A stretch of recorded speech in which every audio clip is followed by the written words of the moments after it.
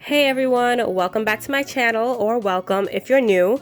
So today I'm going to be showing you guys how I do a silk press. So this is my client. I want to say she has 3C/4A type hair, depending on which part of her head she's in, because she does have two textures. So her hair is already freshly washed, so I'm just going to start sectioning it so that I can detangle and start blow drying. So I just like to section the front of her head out of the way, and then I just start in the back, working from the bottom, and I just work my way up. So I'm spraying her hair down with water because she washed her hair herself at home, so when she came in, her hair was already starting to dry up, so I just wet it down a little bit more to make it easier to brush through, and then I also use some leave-in conditioner, which I will link down in the description.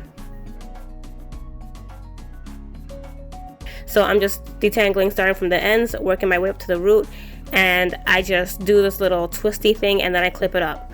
I know a lot of stylists like to detangle their hair as they go along with the blow drying process, but I like to get it all detangled right from the start, because if your hair starts to air dry, then it makes it tougher to straighten out because your hair holds the shape that it is when it's drying. So I like to twist it into these sections because it pulls the root a little bit, so that way if it starts to air dry, the roots are already straight, because that is the hardest part to straighten. Or at least from my experience, that's how it is.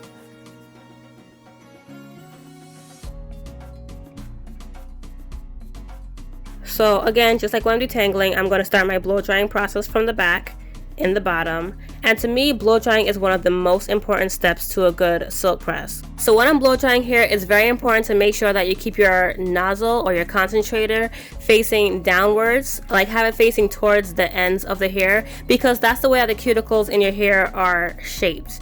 Your hair cuticles lay like shingles on a roof, so they're on top of each other. So if you have the blow dryer facing upwards, you're going to cause a whole lot of frizz and it's not going to be pretty, so make sure you keep it facing down the entire time.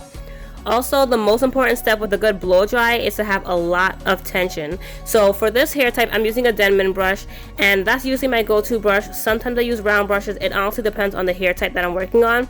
But for today, this is the brush that I chose to go with, and basically you want to find a brush that can grip the hair without pulling out the hair. So with this type of brush, I can get really good tension on the hair, but yet the hair can still slide right through, so therefore there is no damage. And that's also most important because you want to have a lot of tension at the roots, because if your roots aren't flat or aren't straight, then your hair is going to end up looking poofy at the end. Also, you really want to make sure that your hair is dry, and sometimes it's hard to tell because when your hair is hot, it feels dry, but if there's still any bit of moisture left in there, it's going to start frizzing back up by the time you get to the next section, and then you're just going to undo everything that you did. And like I said, your hair gets stuck in the way that it is when it dries. So make sure your hair is really dry, make sure you're putting a lot of tension, and make sure you get those roots straight. Also, if you're working on a client and you're afraid of burning them, what I like to do, if you guys can tell, I just kind of hold the blow dryer close to the scalp, but I like go back and forth over it really quickly rather than just holding it there. This way they don't feel the heat building up at their scalp. It feels more like a wind to them, if that makes any sense. By the way, if you guys see me kind of pulling or tugging at the ends of her hair, it's because her ends are very, very dry. When she came in, she told me that she hadn't had her hair trimmed in about a year, so her ends are dead, they're really dry. So that's why it looks like I'm pulling and tugging a little bit, but I did end up trimming this afterwards, so she was okay.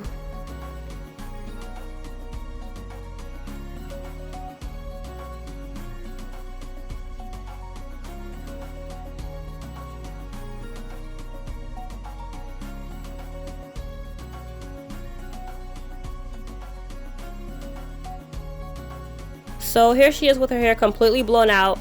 As you can see, it's still pretty straight even though we haven't flat ironed it yet, and we've got a lot of movement here. So after this part, I did a trim on her, and obviously trimming isn't part of the silk press, but since I did it, I just decided to keep it in this video. And before you guys say anything, I am well aware that she needs a lot more cut off than what I cut off, but at this point in time, she was only ready to let an inch go. So as much as I would have loved to cut off a lot more, it's her hair at the end of the day, so she gets the final say on how much hair we cut off, and she only wanted to do an inch, so that is all that we did.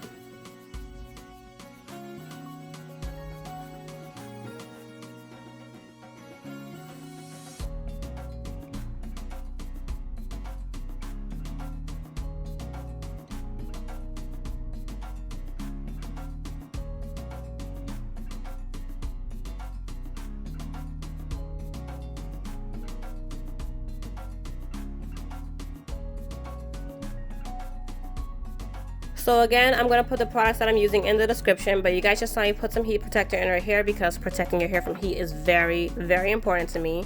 And I'm going to use the same sectioning when I do my flat ironing, so I'm starting in the back from the bottom. So I'm just taking a very small section and I'm taking my flat iron and I'm kind of opening and closing it really, really quickly at the roots so that she's not feeling the heat built up on her head.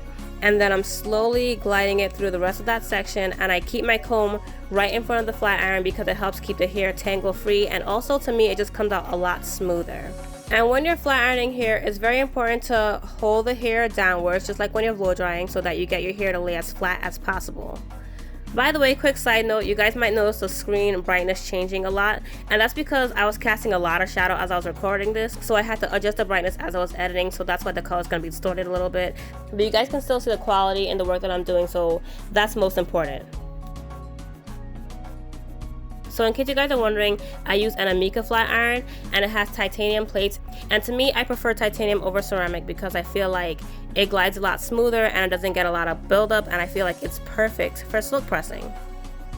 Also, I know you can't really see the ends in this frame, but when I get down to the ends, I curl it under just a little bit just to get a slight little bend in there.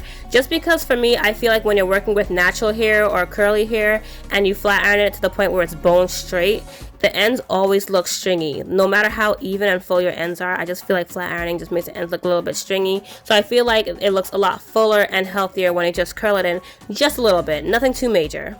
So again, this is basically all that there is to this step, and I'm just going to follow the same process all the way up through her entire head.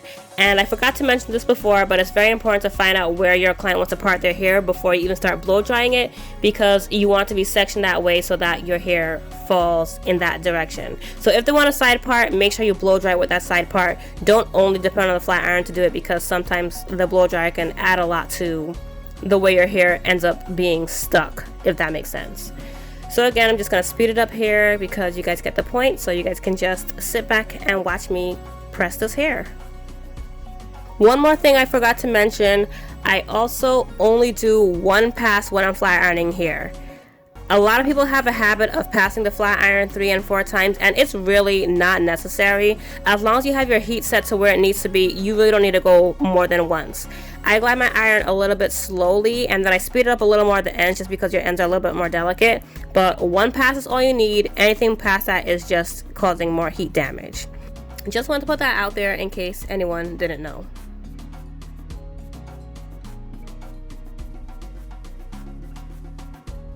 So now I'm pretty much done flat ironing her hair. So all I do now is I add this manipulator that I get from the TIGI brand, and it kind of works as a wax stick would. So I just use it to tame her flyaways, and also I use it along the edges, and then I go over the edges with a mini flat iron because that helps get those little tiny hairs to lay and stay down in place. And that's pretty much what I use as my finishing product as well.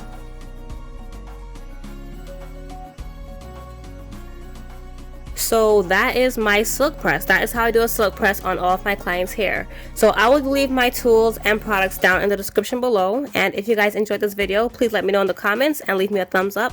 And if you have not, subscribe to my channel for more videos like this. And I will talk to you guys in my next video. Thanks so much for watching. Bye.